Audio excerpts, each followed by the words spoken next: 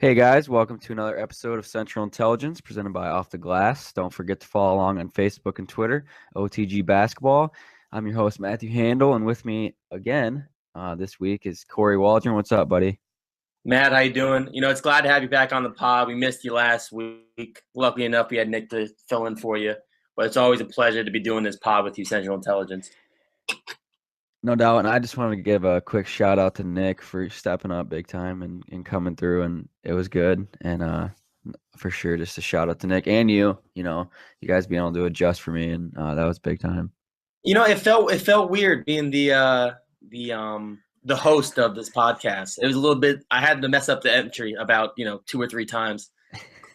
So I respect the hustle that you do on this podcast, man. That happens. There's also though a team right now in the Central that's been hustling. Who's your hot pick? Who's the hottest team right now in the Central Division? So the other day I was listening to one of the 27,000 sports shows that runs throughout the day, and they had said something about the Bucks, right? And they said that Milwaukee's in that six spot now, and it caught me off guard, and I was really surprised because I don't know if it's just they're sneaking up or what, but the Bucks are the team right now, and they're in the sixth spot. They've won 3 in a row, and to be honest, we've touched about this a couple times. They're staying in the hunt, and it's all without Jabari Parker, and it's kind of sad because imagine if they would have Jabari. I know like they're in the 6th seed right now, but they got Middleton back, like we talked about a couple episodes ago, or a while back. So if you had Jabari in this mix, man, imagine that. But they're still doing their thing. They're most likely going to make the playoffs. I don't know how far of a run they're going to be, but people are underestimating them still throughout the regular season. They're doing their thing. What do you think? I got 2 for you. Are you surprised that the Bucks are in the 6th spot right now? And what do you think for their playoff run? Well, actually, the Bucks currently they have the same exact record as the 5 seed Atlanta Hawks. So, like arguably Milwaukee, if they win tonight and the Hawks lose, they could be the 5th seed. True. Because Atlanta's lost 6 in a row. So it's kind of crazy how far this team has risen when they were a 9th seed, I believe, almost a week and a half ago. So it kind of shows you how close the East. But yeah, dude, they're hot. They went on the road. I was watching the Bucks versus the Portland Trailblazers. I believe it was on Sunday night or Monday night, and Milwaukee won. They went on a road trip, obviously West Coast, and their goal they said was to win 3 out of 4 games, and I believe they won 3 out of 4 games. They beat the Clippers, they lost to the Warriors, but they beat the Lakers and the Trailblazers. So this is a team that's not just winning at home right now, but they're also winning on the road. And we know that the Western Conference is a tougher team. So when you see a team like the Bucks, who, like you said, are missing Jabari Parker, and they're still finding success, that's great. And actually, they beat the Hawks last night too. So I like it. It's crazy that Middletown has been such an impact. I knew Middletown was a good player. Obviously, I don't keep up with the Bucks as much as prior to this season. But he's a beast. And next to Giannis, the length that team has with Thon Maker and Brogdon, like this is just a really scrappy team. And I know that a lot of people want Jason Kidd to be fired, but I love what Jason Kidd has been able to do with this Bucks team. No doubt. And I'll ask you this too, just throw a bonus question there. If given a fully healthy Bucks team, so throw Jabari back in there, and you restart this season, what do you think they would max out at? Like, you think top 4, top 5? Like, what seed would they even be? I mean, I know that they're a 6 I seed. know it's a hard question. Yeah, I would honestly, if Middletown didn't miss the beginning half of the season, this team easily, I think, could have been a 5-4 seed. They struggled defensively, but I mean, man, offensively with Parker, Giannis, Brogdon coming into himself, and Middletown, offensively, when this team gets healthy for years down the road, they could be extremely dangerous. True, and they're so young. All those players you mentioned are ridiculously young, and Thon Maker in there too. Right, and like Thon Maker's on a good diet, I guess. He's been putting on weight, trying to add mass, and like I tell you, man, just watch a Bucks game. You can just see the length on this team. I love the length. And they're They have and they're so hungry for success, man. This is right, like Giannis and Middletown and Parker can guard 2 to 3 positions, all of them, which and is an incredible thing to have, especially with how young the guys are. exactly. And who thought coming out of college that Brogdon would have such an impact? He had rookie of the year considerations by a lot of people for that stretch that he put on, and he's been playing really well all season. And I think that there wasn't a better team for him than the Bucks, man. It just worked out. They're super young. They just, I think that his game just fits in so well with this team. Defensive. He's not gonna drop 20 a night, but he's gonna go out there. He's gonna play hard, and I think that they all kind of have this chip on their shoulder, in Milwaukee. And another thing to note, they have their schedule to end the season. It's not very tough. They play the Bulls, they play the Hornets twice, they play the Sixers, they play the Pacers, a team they beat up a couple times, the Pistons. So they really don't have a tough schedule going out. So arguably, we could see this Bucks team slip up and overcome the Hawks and be a 5 seed. No doubt, and that's definitely a winnable schedule. And I mean, obviously, the top three are kind of locked in. The top four actually, because there's a pretty big gap between the top four and the rest. But I mean, who knows, man? They could slip in and steal a first round series. I don't know. That'd be insane. It'd make me want to see Jabari even more, but because Yeah, they'd I would be. be I would be interested to see a Raptors Bucks first round playoff matchup as a 4-5 matchup. I mean, That'd be interesting to see. anytime you can see Giannis, man, I'm definitely game, and I think it's just good for the Bucks and Milwaukee and in that place, those fans to get some good decent basketball in the playoffs in that building, because I know that they played Cleveland or was it the Heat? They played the Heat that one year, and Yeah, and Brandon Brandon Jennings Jennings was said saying, we're yeah, gonna win 6 or whatever. You don't ever he make said they're that. gonna sweep them, and then they got That's right. swept. That was so. I think it'll be good if they can, get some good basketball because they're either gonna probably end up playing Washington or Toronto, right? I mean, Um, if they get stuck with the 6th seed, they'll well, play Washington most most likely likely. they're gonna play either Washington, or Toronto, because Boston's starting to creep away a little bit Yeah, as they they play. won't play the Cavs or Boston because they're not But gonna. the thing is, I'm looking at the standings right now. The Cavs won 1 in a row. The Celtics are on a 3-game winning streak. The Wizards a 2-game, and the Raptors a 4-game. So all 4 of those top seeds are all getting hot right now. And when you look down as the teams competing for like the 8 through 5, the Bucks are the only team on a win streak. So And it's starting to look like it's gonna be set. I mean, there might be a little bit of change between Atlanta and Milwaukee in the 5 and 6, but I think Miami is gonna sneak in that 8 spot because they got a game and a half on Chicago, and Chicago is just. you never know. You just don't know with Chicago. Yeah, no, I know, but They beat they I mean they should have beat they blew that lead in the fourth quarter. that game was ridiculous. But I think they lost to the Sixers recently. I don't know. They're just a mess. But one team that we don't talk too much about, but they are in the playoff. They're playoff race. They're exactly 500. This is your baby, the Pacers. Um, I saw an interesting question on Twitter that popped up, and I wanted to get your opinion on it. Because you know more about the Pacers than a lot of people. And this is the question, and I want to hear your take on it. Should the Pacers unload players if they don't make the playoffs? And they're currently 7th, so that they will probably make the playoffs. But what do you think? Is there a lot of change if they don't make the playoffs coming? Oh man. Well, let me give you a little background first. Before last night, right now they're on a 2-game losing streak. Prior to that, they had 15 straight games of alternating wins and losses. Okay. So we're talking about a team that, since their 7-game win streak before the All-Star break, then lost 6 in a row, and then they've been alternating wins losses ever since. So we're literally talking about a stagnant 500 level team that one game we think this team, if they play like this, could be a threat. And then the next game, they give up 125 points to the Nuggets.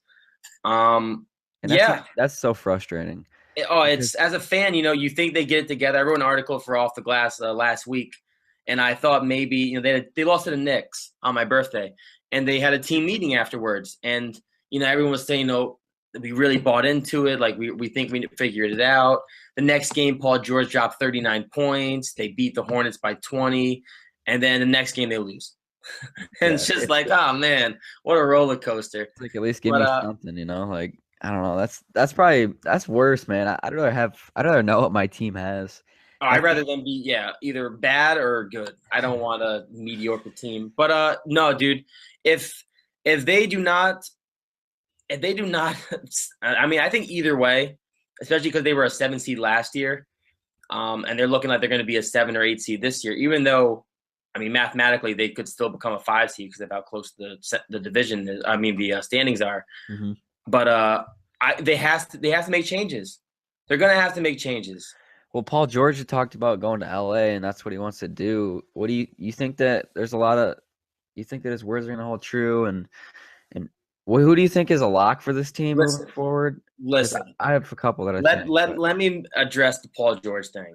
let it Paul fly. George, I think I mentioned this on one of our earlier editions. He was spoiled.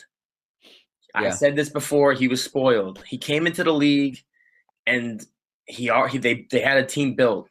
He was playing alongside Danny Granger.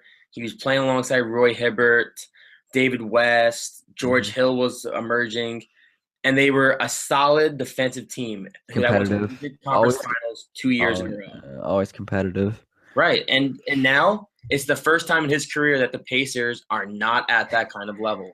So it's like a baby throwing a temper tantrum. To a degree. And he's right though. This Pacers team, I mean, beginning of the season, I thought was going to win 50 games, and they just haven't been able to put it together. But And the only, like you said, didn't you say that some of that is Paul George kind of being a little selfish? He doesn't want to play more power forward than he should.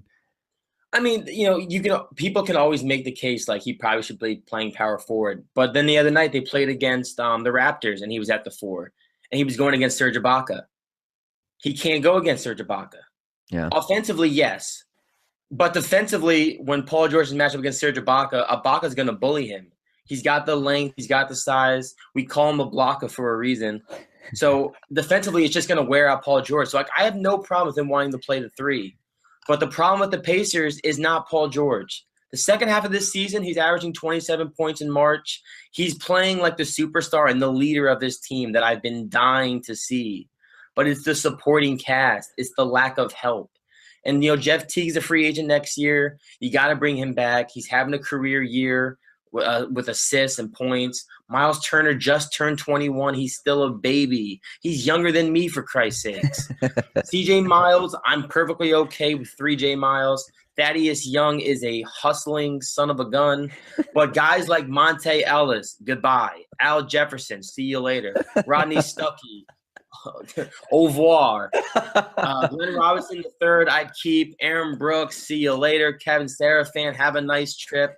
Lavoy Allen as a role player, I guess I could keep. Joe Young, you don't even play. And then Georges Niang, thanks. Rakeem Christmas, I'll say Rakeem Christmas. He has played some valuable Pacer minutes down the stretch, so I do like him. But everybody else, man, this team needs a full rebuild. I just want to give you a round of applause. That was beautiful. That was Well, and like you said, Matt, it's very true. If this team does not get better by the deadline of next year, Paul George will be moved to either the Los Angeles Lakers or the Boston Celtics, depending on if they get a superstar at this NBA draft. They'll have to deal him because you'll know he walks if this team doesn't get better. I think one thing I want to touch on that you talked about when you started talking about Paul George was, I think this just proves the point even further that the Pacers kind of dropped the ball in the trade deadline, and this free agency is going to be huge, like we're kind of talking about, because like you said in March, Paul George has been going off, and you look at the supporting cast and it's very, very weak. Besides Jeff Teague, who you said was having a career year, and I love that when they brought him into Indiana, I love that move, and it's obviously been paying off. Miles Turner is a stud. He's young. And so Paul George really wants some help. And he's like, well, I'm out here playing my butt off, and I don't have much help. So I think that that's going to be huge this offseason for the Pacers. And I don't, maybe not this offseason. I don't think it's a total unload. If they don't make the playoffs, I don't know. I could see Paul George leaving. But if they can make a little bit of some noise in the playoffs, it might give them some hope. But in the future, like you definitely talked about, you have good pieces there. You have at least 3 pieces you can build off: Turner, George, and Jeff Teague. But there's not a lot outside of that. But do you think? I mean, they're probably going to get matched up with either the Celtics or the Wizards or Toronto. It just depends. And the East is it's a lot tighter. Besides those 4, which matchup in the playoffs do you think? Boston. You think you want to see them play Boston? I do. I think Boston wins. Obviously, I think Boston's a better team. How many you giving the Pacers? How many? I'll give the Pacers 6 games. 6. Okay, yeah, I can. I think in any playoff series, especially like we saw last year against when it was Pacers Raptors, and it went 7 games. Paul George will win you at least 2 or 3 games in the playoffs by himself. And look at Boston, dude. They don't have a small. Jay Crowder's their best small forward, and he's not gonna. He'll get the best of Paul George a little bit, but over a series, dude, Paul George would take him to town. And the other night when they played at TD Garden, the Celtics actually swept the Pacers in the season series. But Paul George had 27 points. But again, no one else really showed up, and they were in the game. They lost 109 to 100. The Pacers don't have a lot of 3-point shooting, and that's just a big burden that needs to be also addressed. Yeah. But well, I think the Raptors would give them a little too much trouble with DeRozan. Oh, the Raptors. DeRozan and Lowry's guard play would tear the Pacers up because they would. Monte's not hanging with those 2 for an entire series, and I think that. I mean, Avery Bradley is a stud, but he's not a DeRozan, obviously. So, no, I think you hit that one right on the head with. But I mean, I think the bigger issue, like when you're matching up against the Raptors, is the fact that they have Ibaka and Valanciunas, as the Pacers just have Miles Turner, Thaddeus Young. So Raptors have size and strength, and you still got a smaller Turner who's still getting used to the league, and Thad. So I just think the bench can't really hang with. The bench is putrid, man. It's horrid. It's hard to watch when they put in the second unit. Thank God I have League Pass, or I wouldn't be able to watch. They're definitely going to have to hop onto Paul George's back and say, hey, buddy, whatever you can give us, give us a good playoff run. I saw some rumors. It don't mean nothing. So let me first address this. I'm not saying this happens. But Paul George and Gordon Hayward apparently really want to play together. I saw something about that. I'm not – hey, he can opt out. Gordon Hayward is from Indiana. I'm not saying he comes. What do you think's more realistic? Paul George going to Utah or Gordon Hayward coming in? I think it's kind of hard because you're going to want Gordon Hayward to come in, but I think Gordon Hayward going to Indiana makes more sense only because when's the last time Utah was relevant in the playoffs? This year. Besides this year, I know this year you have Rudy Gobert, and they're extremely good. They're actually. Yeah, but wouldn't that be more reason for Paul George to go? Because they're more relevant. Paul George won't go to a small market like that. That's the only difference.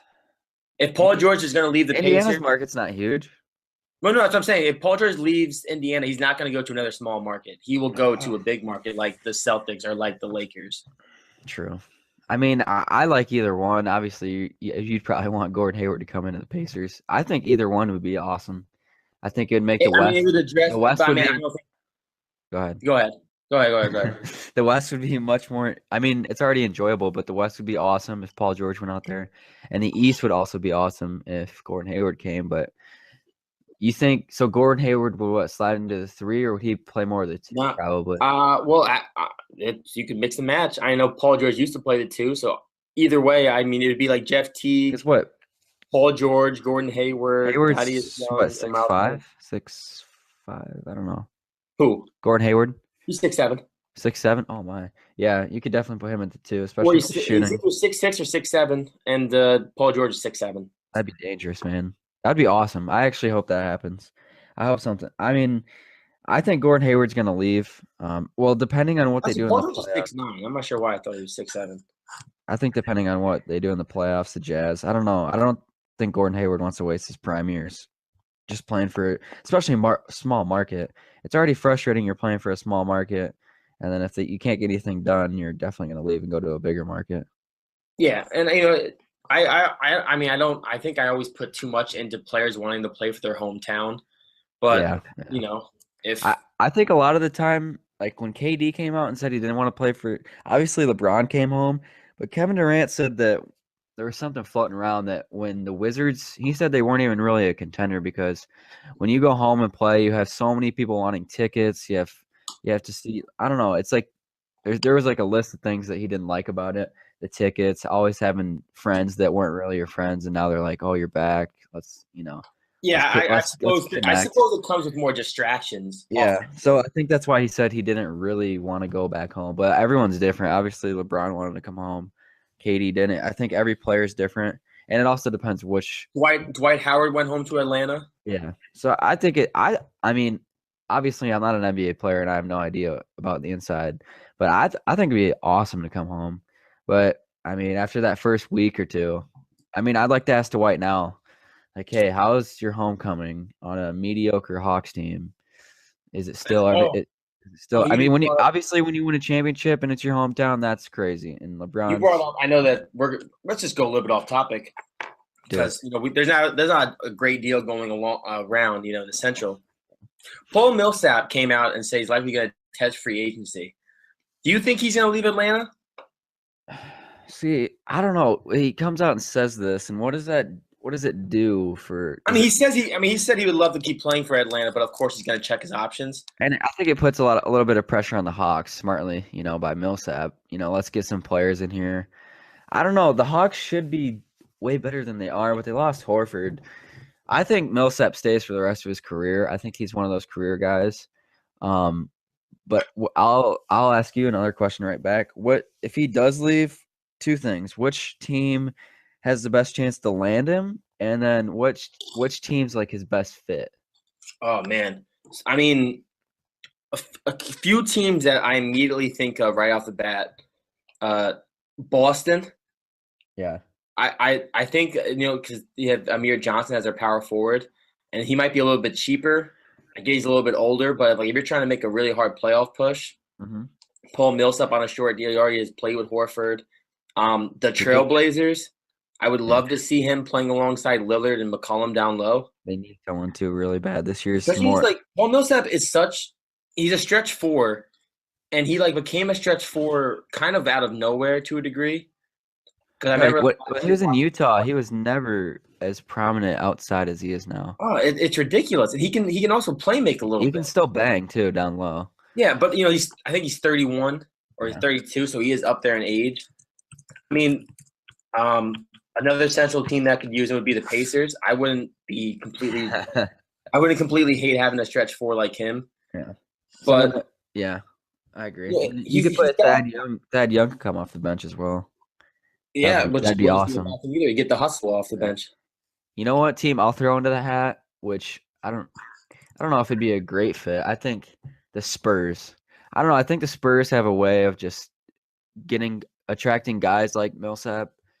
Obviously, Pau Gasol, they brought him in, and he hasn't really worked out this year. But I'd like to see Millsap on the Spurs. I don't know how sensible that is, but what do you think? I just I think that mean, they he, need they he would be need more such a shooting. Spurs guy, though. Yeah, You exactly. never really hear Paul Millsap talk like in the media. He would just go in there and do his job. He would fit the culture I don't of. know if I've ever seen Paul Millsap do an interview. Like honestly, I don't know if I've ever seen a Millsap interview like on ESPN or anything. Obviously, if you go to the Hawks website, you're gonna find one. Of But I don't know course, if yeah. I don't know if I've ever seen a nationally Paul Millsap. I don't know. It's strange when you think about stuff like that. So I think the Spurs would be a good fit. I like the Blazers one. I think this year is more evident or there's more evidence this year than ever that the Blazers need more. I think you can Man, get there. I really like the the Pacers one, and I don't just say that just because you're a Pacers guy and you said it, but I really like that one because you can move Thad Young off the bench. It would keep Paul George there, almost certainly, because and Jeff Teague and Paul Millsap have already played together, so they already have some ooh, continuity. that's a great point. And it also gives someone, I know that he's not a center necessarily, but it would give um Miles Turner someone to learn from because Millsap's been around, and Right. I think they need that for. I'm assuming that there's guys like I'm assuming Horford's Jefferson or Jefferson has been really Jefferson, good. excuse Yeah, me. he's been really good as a mentor. But I mean, if you can get someone that's a mentor and still out there doing it, I mean Jefferson's not really in his he's And not. actually, if you think about Millsap's style, like the way he can shoot, that's more similar to Miles Turner's Yes, game. Because yes, Al Jefferson isn't he doesn't have the range that Miles Turner or Paul Millsap have, or yeah. has ever had to that degree. I mean, experience and being taught by Jefferson's really good, but like you said, if you can get a player that's a little, he's 31, 32, so he's experienced. He plays similar to Turner, and he's also still balling out. I think that'd be, he can learn a lot more from Millsap than he can from Jefferson, but I don't know. We'll have to see. That's actually a really intriguing thing for Millsap. I think he's going to stay. But Yeah, I mean, I'm a betting man, so if somebody wanted me to make a bet, I would say he stays with Atlanta.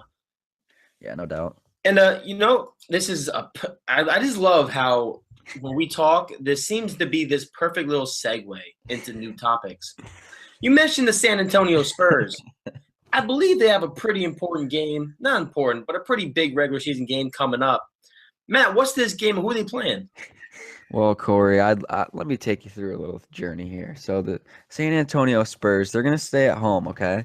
And I'm gonna take you 2 days into the future, where it's gonna be Monday, March 27th, on a channel called TNT. So not only are you gonna get to watch this great game against this mystery opponent, who I'll reveal in a little bit, but you're also gonna get to see Charles Barkley, Kenny the Jet Smith, Ernie Johnson, and Shaquille O'Neal, who side topic, his statue from the Lakers was awesome. But anyway, you're going to get to see these guys just goof it up before this game.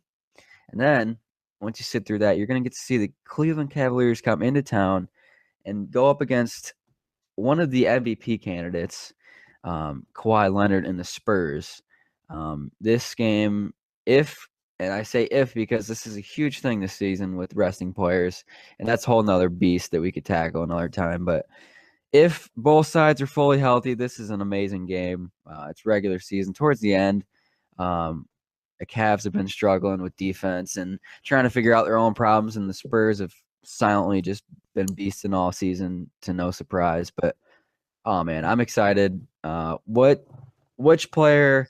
I know it's kind of hard and a lot can happen in 2 days. What But you gonna ask me? What player am I looking forward to seeing? Come on now. If no, I'm gonna ask you which player has the best game that night.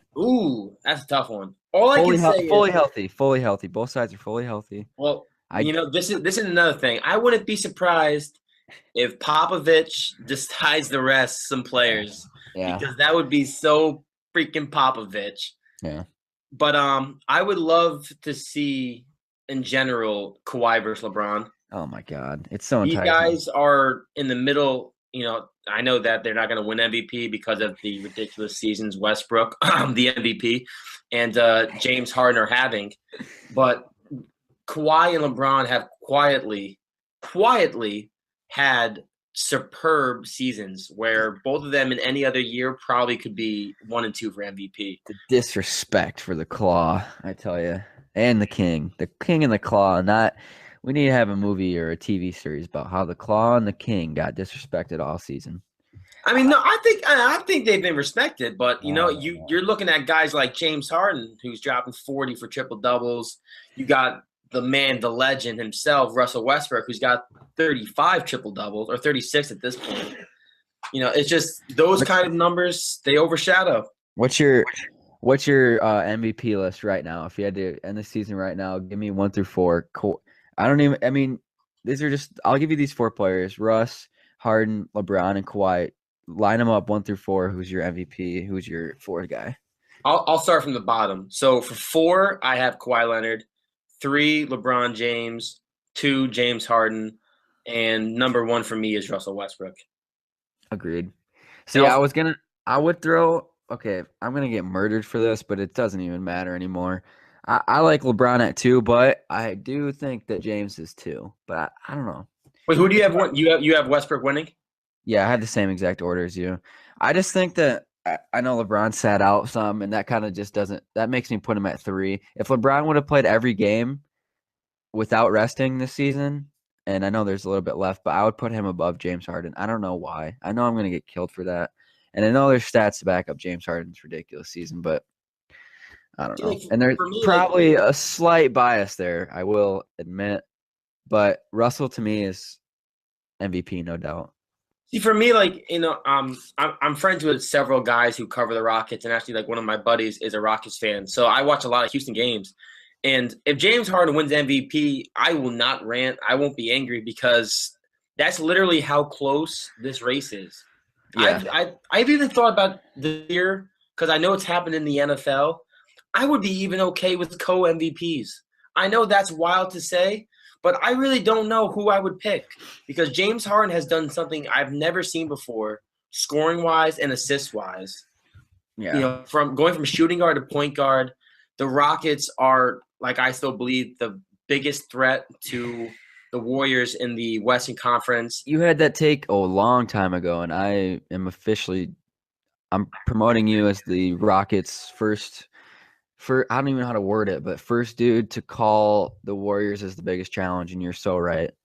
You hit that one right on the head. I just love depth. I love depth in 3-point shooting, especially because that's how the league is. And then the Thunder, that team is so bad.